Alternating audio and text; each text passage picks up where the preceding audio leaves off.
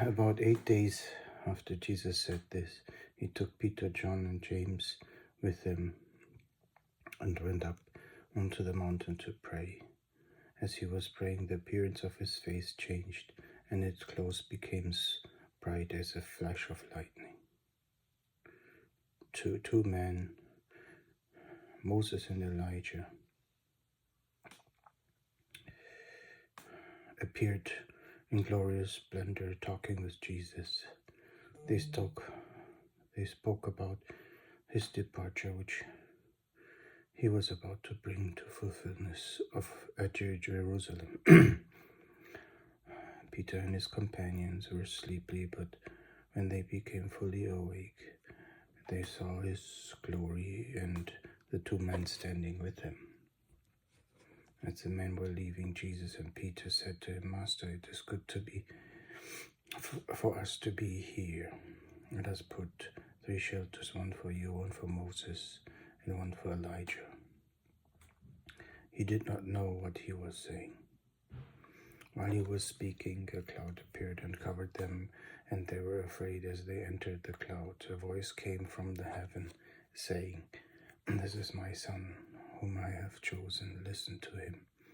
When the voice had spoken, they found that Jesus was alone. The disciples kept this to themselves and did not tell anyone at this time what they had seen. The next day, when they came down from the mountain, a large crowd met him.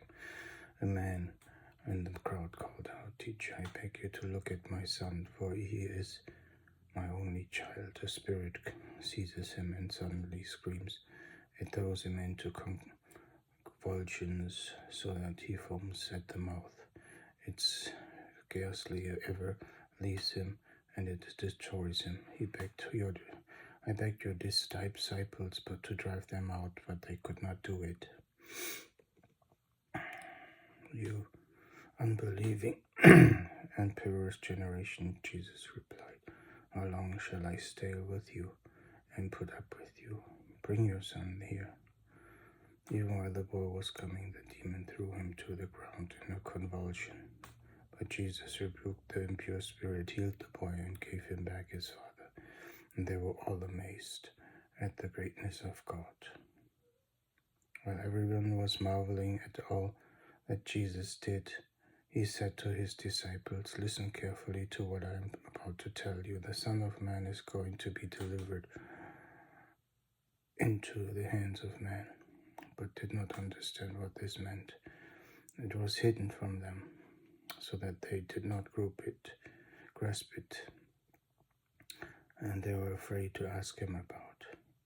In an argument started among the disciples as to which of them would be the greatest, Jesus, knowing their thoughts, took a little child and had him stand beside him. Then he said to them, "Whoever welcomes this little child in my name welcomes me, and whoever welcomes me welcomes the one who sent me. For it is the one who it is the last among you who will be the greatest." "Master," said John, "I saw something driving out demons in your name, and we tried to stop him because he's not one of us." "Do not stop him," Jesus said, "for whoever is not against me is for you." As the time approached for him to be taken up to heaven, Jesus resolutely set out for Jerusalem, and he sent messengers ahead who went into a Samaritan village to get things ready for him. But the people there did not welcome him because he was heading to Jerusalem.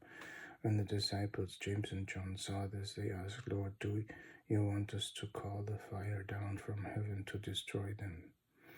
But Jesus turned and rebuked him. Then he and his disciples went to another village.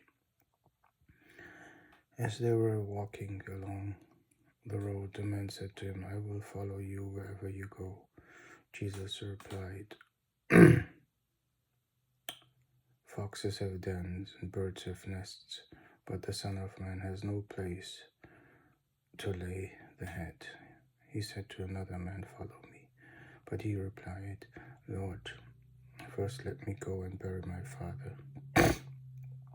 Jesus said to him, Let the dead bury their own dead, but you go and proclaim the kingdom of God. Still another said, I will follow you, Lord, but first let me go back and say goodbye to my family. Jesus replied, No one who puts a hand on the plow and looks bad is fit for service in the kingdom of God.